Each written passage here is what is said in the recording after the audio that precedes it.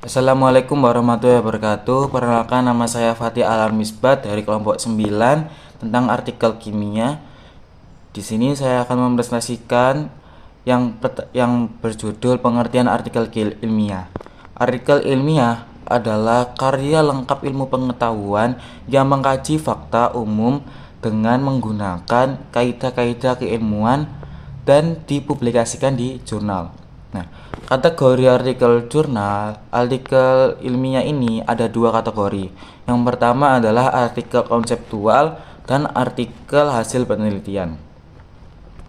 Untuk artikel konseptual adalah mengacu pada konsep teoritas dari sang penulis. Dalam artikel konseptual ini, penulis cenderung menyajikan pemikiran teoritis, kerangka konseptual, atau pemahaman yang lebih mendalam tentang topik tertentu. Mereka dapat mengintegrasikan berbagai teori atau pandangan yang ada, memberikan perspektif baru, atau mengkritik sudut pandang yang ada.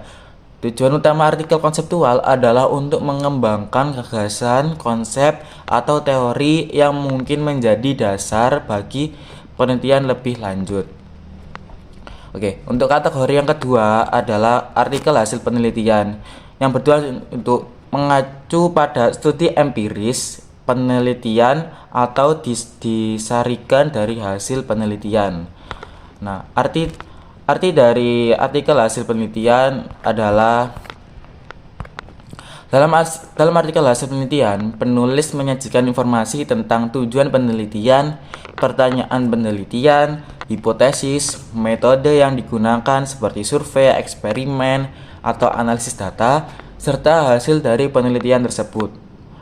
Artikel ini juga mencakup interpretasi temuan, diskusi mengenai implikasi hasil penelitian, dan saran untuk penelitian lanjutan.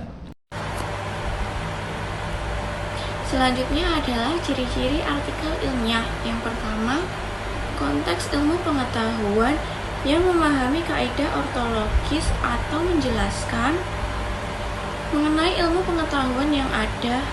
Lalu, epistemologis yang membahas tentang teori dan aksiologis yang menjelaskan kajian tentang ilmu pengetahuan. Yang kedua, mengacu pada evidensi dan fakta. Yang ketiga, dapat dikaji ulang atau digeneralisasikan. Yang keempat yaitu memenuhi standar organisasi tulisan akademik. Yang kelima, menggunakan bahasa resmi ilmiah yang rasional bersikap dan bertindak berdasarkan logika dan nalar. Terdapat 7 struktur artikel ilmiah. Yang pertama, judul artikel, sebuah frase singkat atau kalimat yang menggambarkan pokok pembahasan dari suatu artikel agar pembaca tertarik untuk membaca keseluruhan artikel. Yang kedua, abstrak, ringkasan isi laporan yang ditulis dengan singkat dan padat dalam 250 kata hingga 400 kata atau kurang. Yang ketiga, pendahuluan, sebuah awal yang menyatakan maksud dan tujuan penulis berikutnya.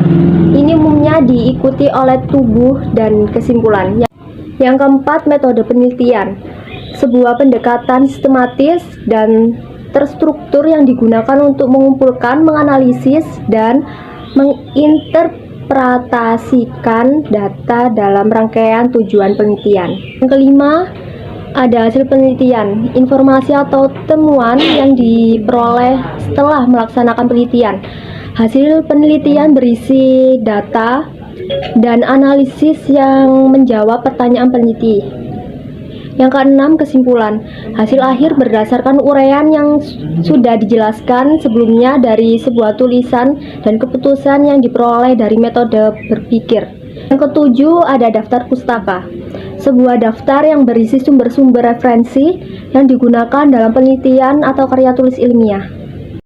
Metode penelitian. Metode penelitian berkait dengan strategi penelitian dalam mendesain, mengelola, menganalisis, dan memaparkan hasil penelitian. Pendekatan penelitian bisa menggunakan kualitatif, kuantitatif, atau method. Pengumpulan data yakni teknik dokumentatif, teknik wawancara, atau teknik etnografis. Tahapan analisis data meliputi 1. Identifikasi, 2. Klarifikasi, 3. Redukasi, 4. Paparan, 5. Evaluasi. Teknik analisis data dalam penelitian kualitatif cenderung menggunakan model simultan sebab penelitian kualitatif selalu mengalami perubahan dalam proses penyusunan, pendahuluan, kajian pustaka, metode, analisis, dan simpulan. Saya Nurida Ramadhani. Di sini saya akan menjelaskan poin keempat, yaitu aspek kebahasaan. Aspek kebahasaan dalam artikel ilmiah, yang pertama pemilihan kata. Kata yang digunakan harus dipilih secara cermat, tepat, dan bukan kata-kata yang logat. Kedua, penyusunan kalimat. Kalimat-kalimat haruslah disusun secara sistematis, jelas, runtut, sederhana, atau mudah dipahami, hemat objektif, dan yang terpenting adalah menarik. Yang ketiga adalah pengembangan paragraf. Paragraf yang disusun hendaknya dikembangkan secara variatif dan sistematis.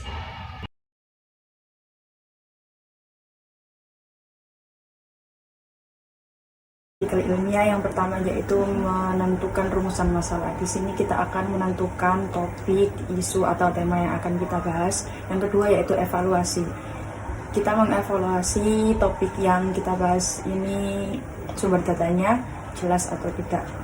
Yang ketiga yaitu menentukan ide. Di sini kita menentukan ide yang kira-kira banyak orang minat.